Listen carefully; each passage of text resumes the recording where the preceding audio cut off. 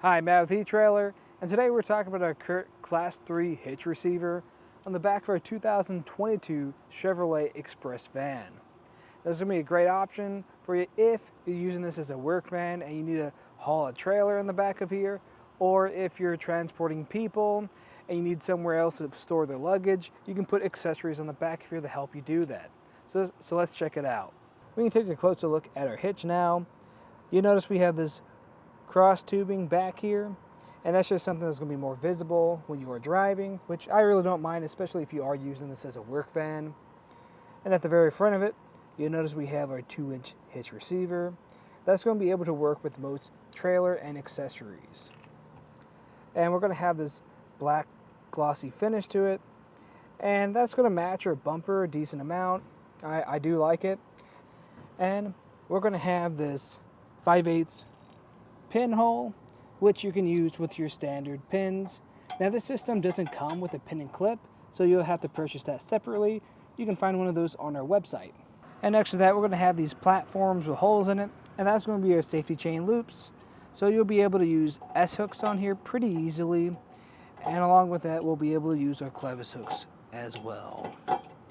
Our hitch today is going to have the capacity to tow up to 6,000 pounds. So what that means is that's going to be the amount that it can handle pulling weight. So anything that's going to be on the back of your trailer and the trailer itself. And the tongue weight is going to be up to 600 pounds. And what that is that's going to be the force pressing down on the hitch. Now if you're using this with a weight distribution system, that's going to go up to 10,000 pounds for your towing and 1,000 pounds for your tongue weight. We can get some measurements now. The first measurement I'm going to get is our ground clearance. So that's going to be from the ground to the top of the inside of our receiver. And that's going to be at 16 inches, which is important to know whether you need to have any rise or drop so you can hook on to any of your trailers.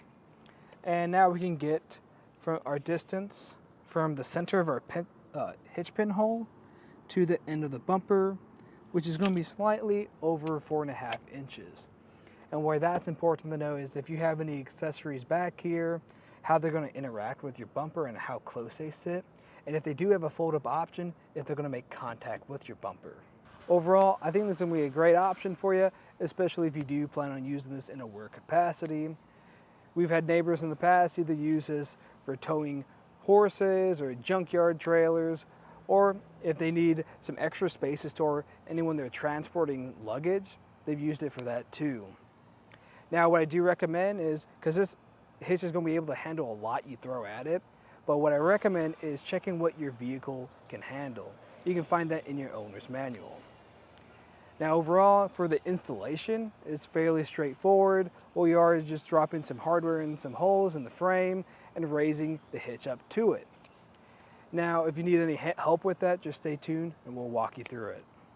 To start off our installation today, we're going to have our vehicle lifted just to give you a better view of what we're doing. If you are doing this at home, you can do it on the ground still though. Now the hardware that we're going to be using are going to be 3 pieces. We're going to have our carriage bolts, we're going to have our square spacers, and we're going to have our flange nuts.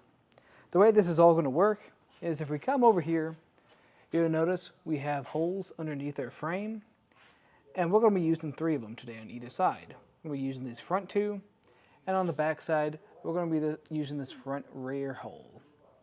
What's really nice about this system is it's a lot easier to access it since we have these large holes.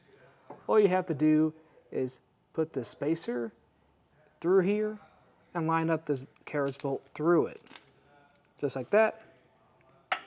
And it's going to sit into place. And then once you eventually put your hitch up here, we're going to put these flange nuts on here and hold it on tight. After when this first one's in, we'll just repeat that process on the other 2. And after when you have this side done, we can move over to the other. And it's going to be the exact same process. And then we can get our hitch up here. This next step is going to be a lot easier if you grab a friend. I got Tom here with me today to make this a lot easier. What we're going to do is line up those holes on the hitch with our bolts and push it up here. Sometimes you might have to help guide them through. Once you do that, then you can take one of your flange nuts and put this on your bolt. Once you have one on here, then you can start repeating that process for the rest of them. Something you might notice when you're putting these on, you'll notice the bolt sometimes will just start spinning when you're trying to tighten it. And that's because our spacers aren't quite large enough to fill up that gap in our frame. So something you might have to do is just reach your hand up in there, apply pressure to that spacer to hold it down when you're tightening in place. And once you figure that out, you can grab either a socket and a wrench, or what I have today, a drill, that tighten this down the rest of the way. And we're going to be using a 3/4 inch socket.